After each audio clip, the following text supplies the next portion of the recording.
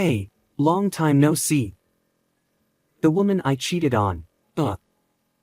Still alive? You're as ugly as ever, huh? Hey, is your father still breathing? I heard he collapsed. I'm obviously alive and well. So, what do you want, showing up out of the blue? I respond with undisguised disgust to the two who appeared after 3 years. I always thought it was common to hear about husbands being stolen by other women, but I never imagined it would be my own mother. My name is Sydney. I'm just an ordinary office worker. I don't have any special skills or talents, but the one thing I could always boast about since I was a child was my young mother. My parents had an age gap marriage, and the gap was a whopping 20 years. My father is what you would call a cool old guy, dashing and handsome, and even as his daughter, I feel he's become more charming with age. My mother fell for him, saying age doesn't matter, and pursued him vigorously, marrying young. Soon after, she gave birth to me, and despite being a young mother, she looked even younger than her age, so we were often mistaken for sisters. I was proud of my mother's youth and beauty and secretly enjoyed being mistaken for her sister. My father had a high-income job but was often away on business trips, leaving my mother and me to spend a lot of time alone together, growing close like sisters. As I grew up and got married, I left home. My husband, Tommy, was my childhood friend since kindergarten. We attended the same schools from kindergarten through high school. Tommy often visited my house as a child, and our families were close. This friendship continued into our high school years. One day in high school, our relationship changed. Tommy, who still came over to my house, confided in me about his love life, saying, "The girl I like might not see me that way. I'm afraid of ruining our current relationship by making a move. I feel like she doesn't even notice me, so I can't confess." That day, I thought it was just another one of those talks. Seeing Tommy more serious than usual, I asked, "What's wrong? Did something happen?" Tommy, looking nervous, confessed, "Actually, the person I like is you, Sydney. I'm sorry for hiding it. If you're okay with it, would you go out with me?" I had always seen Tommy as more than a friend, so his confession felt like a dream come true. Of course, my answer was, "Yes, please." And so, we transitioned from just childhood friends to lovers. Our relationship progressed smoothly from there. Even though we went to different universities, we stayed in close contact, so I never felt insecure. Since our homes were nearby, I often found Tommy at my house after university, eating my mother's cooking. Tommy was sociable and got along well with my parents. In university, we started hanging out with our respective friends, and I was happy to see our friend groups grow. Tommy was friendly with my parents and friends alike. Tommy fulfilled my dream of marrying him, proposing soon after we both started working. I can't imagine marrying anyone but you. I know our life now can be daunting, but I'll always support you. Please marry me." I was overjoyed and immediately accepted. We got married and planned our wedding ceremony for after the registration. We were fortunate to have many friends attend our wedding and received a lot of blessings. Some friends cried tears of joy, but the one who cried the most was my mother. "Oh no. Mom, you're crying too much." But no. My mother's tears were extraordinary, and my father, supporting her, looked troubled. I found her tears strange. Even for a daughter's wedding, crying so much seemed excessive. Moreover, it seemed like my mother was looking at Tommy rather than at me. Despite my unease, the wedding ended with everyone's blessings. After the ceremony, my mother quickly composed herself and returned to normal, so I dismissed my concerns about her tears. Tommy and I started our newlywed life in an apartment close to my parents' house. After the wedding and honeymoon, we had to return to work. Even the mornings where we groaned about not wanting to go to work were enjoyable as newlyweds. During the wedding preparations, we had many busy days, but we looked forward to relaxing together. One evening, as I was preparing dinner after work, Tommy suggested, Your mom is probably alone tonight, right? Why don't we go eat at your parents' place? My mother is a great cook and can whip up anything delicious in no time. Missing her cooking and feeling tired from work, I agreed and called my mother. She answered quickly. Hello? What's up? When I told her Tommy suggested eating at her place, she sounded delighted. Your father isn't home today either. It's boring to eat alone, so please come. I'll make lots of Tommy's favorite dishes. Relieved by her invitation, Tommy and I headed to my parents' house. With my father frequently on long business trips, I thought my mother must indeed feel lonely in their big house. Kitty's cooking is always the best. I'm glad. Eat as much as you like. Tommy had known my family since childhood and always called my mother Kitty. Initially, he called her Mrs. Hall, but my young mother disliked it and insisted on Kitty. Watching Tommy happily eating, my mother said, It's lonely eating alone, so I'm happy you came. Please come any time without hesitation. We thanked her for the warm welcome and headed home that night. From then on, we often returned to my parents' house for dinner, especially when my father was away.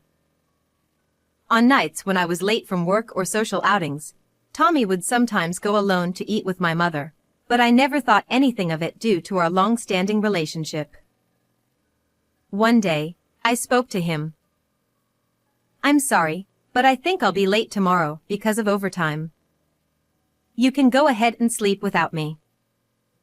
He responded lightly while fiddling with his phone. Oh, really? Okay. Lately, he had been like this all the time. He never put down his phone, giving half-hearted responses to everything I said, constantly checking notifications and sometimes smirking at his screen. Though it bothered me, I thought it might be annoying for him if I complained about his phone use, so I kept quiet and endured it. When he said, I'm going to take a bath. And left, I continued watching TV. His phone, left on the table, pinged with a notification, lighting up. Instinctively, I glanced at it. A message from my mother had appeared, with her icon and the text, Let's be lovey-dovey again tomorrow. I was bewildered. Not understanding what was happening, I stared at the phone screen in disbelief, but there was no mistake, it was my mother's icon. Lovey-dovey?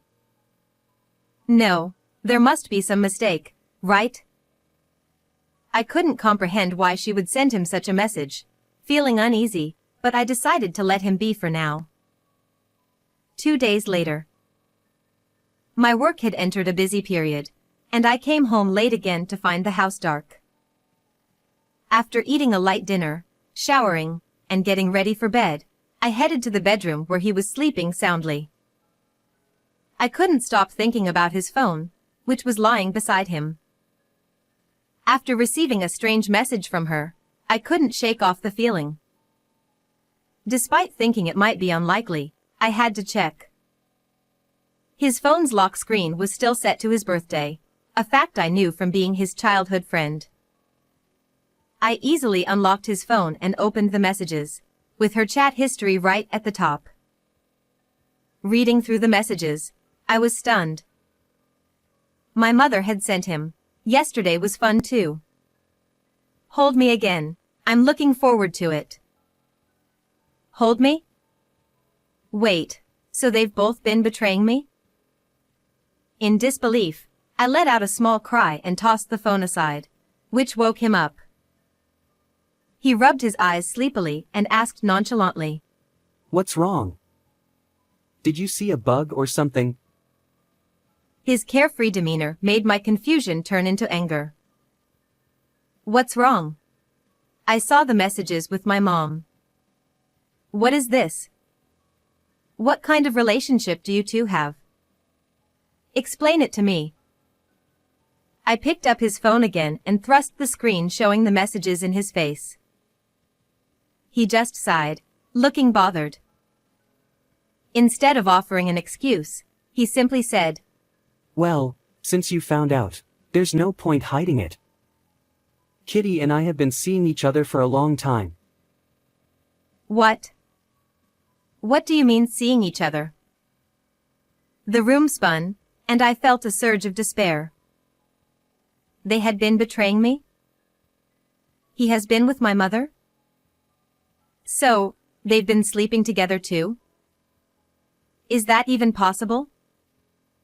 As I stood there in shock, he started explaining. We were always close, but it never felt like a romantic relationship.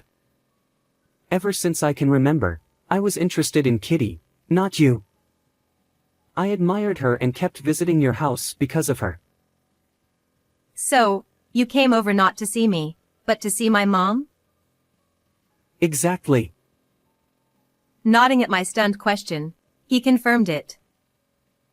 I threw a pillow at him, shouting, What does that even mean? Since when have you two been involved? He deflected the pillow with one hand and replied, Since high school.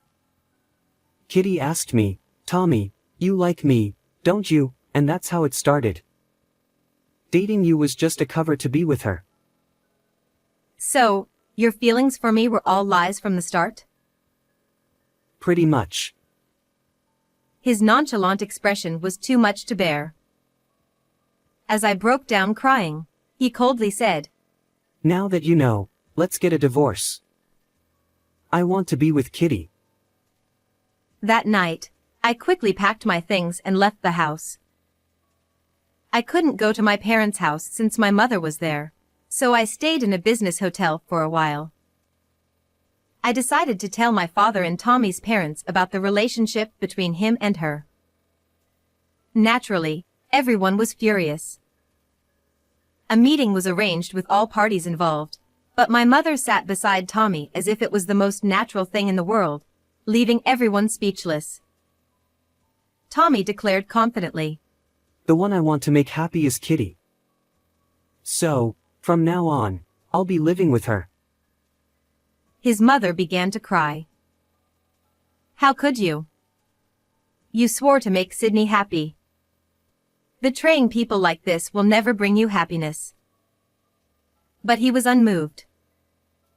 Even so, I love Kitty, and that's who I want to be with. His father said, If you go through with this, you're disowned. I don't need a shameful son like you. He just nodded. That's fine with me. His parents tried to persuade him patiently, but he never wavered, and eventually, they gave up. My father, who had been silent, finally spoke to my mother. Are you really going to live with him? No one will support this. You'll regret it. His voice was calm but carried anger. She leaned on him. I'm scared. No one is on our side. Don't worry, I'll always be on your side. Let's be happy together. Seeing them gaze at each other made me nauseous. As I frowned in disgust, he handed me a signed divorce paper. So, please divorce me. As if I needed to be asked. Of course, I would divorce such a disgusting person. I signed the paper without a word, and she cheered. Yay! Now he's all mine. But I'm not divorcing your father. He's 20 years older than me, so when he dies, I'll need to get my share of the inheritance. They left with the divorce papers, and Tommy's parents apologized repeatedly before leaving too. Later, I tearfully asked my father, "Dad, are you really okay not divorcing her? Won't she take your money if something happens to you?" "I don't want that."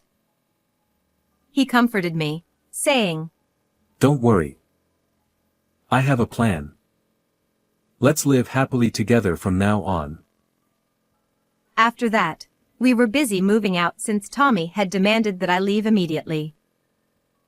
Realizing that the joyous days of newlywed life were all an illusion was heartbreaking. I was down for a while, knowing that I had been betrayed by both my mother and husband. But with the support of my father, friends, and others around me, I gradually recovered. 3 years passed since they left. I continued living peacefully with my father. Our life was content and calm until they showed up to disrupt it. Yes, it was them. One morning, the doorbell rang while I was doing housework. Since my father was too old to easily get to the door, I answered it, only to find them standing there. Tommy smirked at me. Hey, fatty. You're alive. Still as ugly as ever, huh? Suppressing my disgust, I replied, "As you can see, I'm alive." "What do you want, showing up out of the blue?" My mother peered inside the house. "Is your father still breathing?" I heard he collapsed. My father suddenly fell ill last year and now uses a wheelchair. I had informed my mother about his condition. "Are you here to check on Dad?" The doctor had already told us that my father didn't have much time left. I had also told my mother this, thinking she might be concerned for my elderly father. But it seemed that wasn't the case. My mother laughed crudely. No, I just came to see if it's time to get the inheritance yet." "Excuse me," she said, stepping inside. "Wait a minute." I tried to stop her, but my mother and Tommy entered the house as if they owned the place. My father, who had been listening from the living room, glared at them from his wheelchair. "You're really in a wheelchair. When are you going to kick the bucket?" My mother said, smirking. "Don't say such horrible things," I yelled, but my father said calmly. It's okay. He didn't seem angry, just exasperated with my mother and Tommy. "Actually, we're here for an early inheritance. I know you have a lot of money. Since we're still married, you'll give me a generous gift, right?" My mother spoke, clinging to Tommy's arm. My father sighed deeply. I won't give you a cent. There's no way I would. Please. We need the money. Tommy pleaded desperately. "Why do you need so much money? Are you wasting it?" I asked, not hiding my disdain. The truth is, I got laid off. I'm unemployed now, so we need the money. Tommy admitted. At that moment, I felt like there might be a God. Tommy was getting what he deserved for betraying me and my father. "Please, you understand our situation now, right? Give us the inheritance." My mother pleaded sweetly. No way, we're no longer married. "What? I never signed a divorce paper." You did. Many years ago when I used to go to hostess bars. Mother seemed to recall that time. "You kept that old divorce paper? Why would you do such a thing? This is the worst." So, you're saying we can't get the money? What do you mean? What are we going to do now? Ha ha ha. I want to praise my past self for keeping the divorce papers. No, Catherine, I want to praise you. Thank you for writing the divorce papers back then. Also, it's awkward to say this without money, but as compensation for the affair, Sydney and I intend to claim damages from both of you. So be prepared. Father laughed cheerfully as Mother and Tommy seethed with anger. Tommy, trembling, asked me, Is it true? as I stood with my arms crossed, I said, It's true. Learn the depth of your sins. Upon hearing this, Mother and Tommy hurriedly left the house with trembling steps. After that, I continued to care for my father, and we lived peacefully. She and Tommy, who had borrowed money from a dangerous source to pay the damages, were now missing, and we didn't even know if they were alive. Tommy's parents, who had pleaded tearfully for him, had cut ties with him, leaving him with no one to turn to. Years later, I received a call from Tommy. Feeling disgusted, I answered. Oh, Sydney?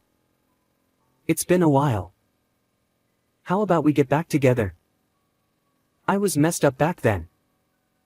When I was a kid, I was crazy about Kitty, who was young and sexy, but now she's just an old lady. I don't even want to hug her. You must be as sexy as Kitty was when I was obsessed, right? Let's meet up now. Huh? Are you stupid? Your motives are obvious.